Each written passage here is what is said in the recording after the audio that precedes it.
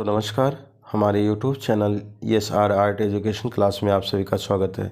मित्रों, आज हम लोग अध्ययन करेंगे टीजीटी पीजीटी कला से संबंधित महत्वपूर्ण टॉपिक के बारे में, जो प्रागैतिहासिक काल से संबंधित कोटा राजस्थान से संबंधित चित्र प्राप्त होते हैं उसके बारे में जानेंगे कि कोटा से जो प्रागैतिहासिक काल के समय के जो चित्र प्राप्त होते हैं उनका विषय क्या है, किस प्रकार से चित्र प्राप्त होते हैं।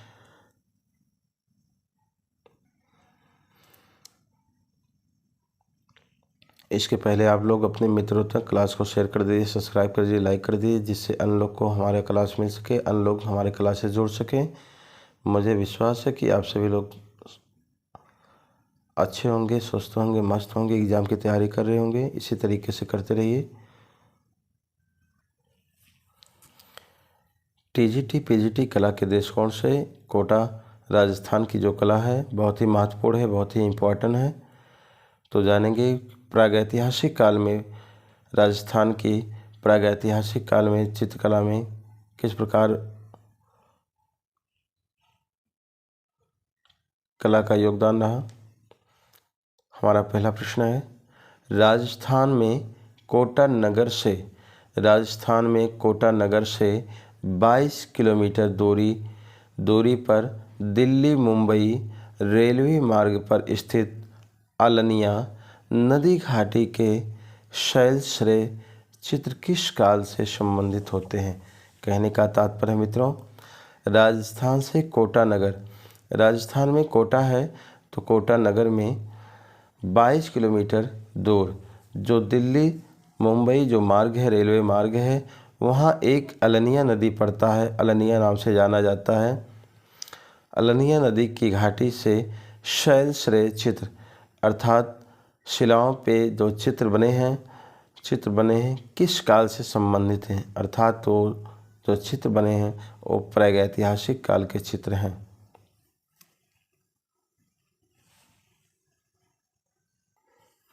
मित्रों, इस दृश्य में आप लोग देख रहे होंगे कि जो 2-3 चित्र बने हुए हैं, 3-4 चित्र बने हुए हैं। इस चित्र में आपको देखने को जो शैली है उस शैली से आप लोग को स्पष्ट हो रहा होगा कि इस पत्थर की दीवार पे जो भी चित्र बने हैं ये गेरू रंग से बने हैं, अर्थात जो है ये प्रागैतिहासिक काल से संबंधित चित्र उस समय की कला दिखाई दे रहा है। जिस समय प्रागैतिहासिक काल में जिस प्रकार से चित्र मानव की आकृतियाँ बनती थी, ठीक उसी प्रकार यहाँ भी चित्र बनाए गए हैं। अर्थात ऐसा कह सकते हैं कि जिस समय प्रागैतिहासिक काल के समय जिस समय मानव का जिस स्तर का ज्ञान था वो उसी स्तर के आधार पे वो रेखाओं का प्रयोग करता था या आकृतियों का अंकन करता था या रंगों का प्रयोग करता था या धरातल का प्रयोग करता था। जैसे आज के समय में हर एक कलाकार कहीं भी आप जाइए, किसी भी स्थान पे जाइए, जो चीज़ें जिस धरातल पे आज कार्य हो रहा है यहाँ पे हो रहा है, ठीक उसी के समान अन्य प्रांतों में उसी टेक्निक में कार्य हो रहा है। तो इसी प्रकार प्रागैतिहासिक जो कला शैली थी बहुत दूर तक फैली हुई थी।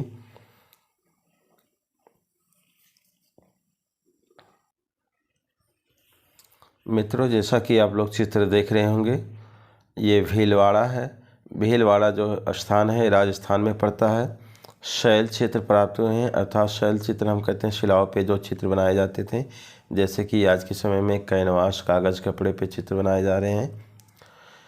उस समय का जो धरातल होता था प्रकृति निर्मित गुफा होता था, अर्थात शिलाश्रय चित्र जिसे कहा जाता है, शैल चित्र जिसे कहा जाता है, उस पे गेरू रंग से चित्र पशुओं की चर्बी को मिलाकर उस पे चित्र बनाते थे, जिसके कारण चित्र आज तक अस्थायी हैं।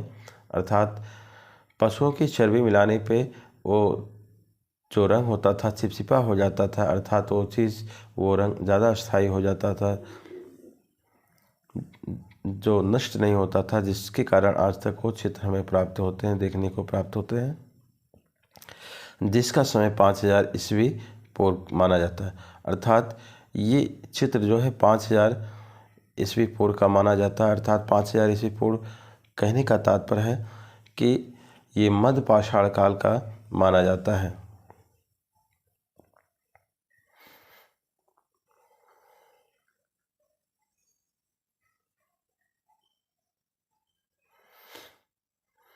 नेक्स्ट है हमारा अलनिया नदी। अलनिया नदी घाटी के शैल क्षेत्र किस रंग से निर्मित है, किस रंग से बने हुए हैं? तो मित्रों गेरू रंग से बने हैं। जैसा कि मैं बता दिया, उस समय मानव की जो कला या रंगों का जो विधियाँ था वो गेरू रंग था, गेरू रंग का प्रयोग करते थे और उसमें पशुओं की चर्बी मिलाकर जो है वो कार्य करते थे और उनका जो धरातल होता था और शिला होता था, अर्थात जो गुफाओं की दीवारें होती थी, प्रकृति निर्मित जो गुफाएं होती थी, उसी पे वो अपने विचारों को अभिव्यक्त करते थे और उसे मनोरंजन का साधन भी मानते थे। इसी क्रम में हमारा नेक्स्ट प्रश्न है, राजस्थान के कोटा में स्थित अलनिया नदी घाटी के चित्रों को किस नाम से संबोधित किया जाता है मित्रों? तो राजस्थान के कोटा में स्थित अलनिया नदी घाटी के चित्रों को किस नाम से संबोधित किया जाता है? तो सीता जी के मांडनों के नाम से संबोधित किया जाता है।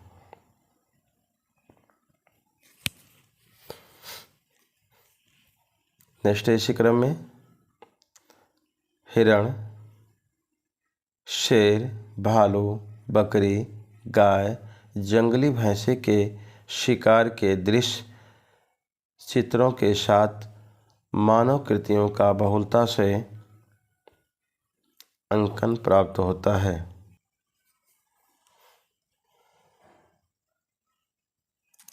मित्रों, हिरण, शेर, भालू, बकरी, गाय, जंगली भैंसे के शिकार के दृश्य चित्रों के साथ मानव कृतियों का बहुलता के साथ अंकन मिलता है अलनिया नदी के शैल चित्रों से प्राप्त होता है, जो आपका राजस्थान के कोटे ज़िले में कोटा में स्थित है, कोटे नगर में स्थित है, जहाँ पर शिकार के दृश्य दिखाए गए हैं।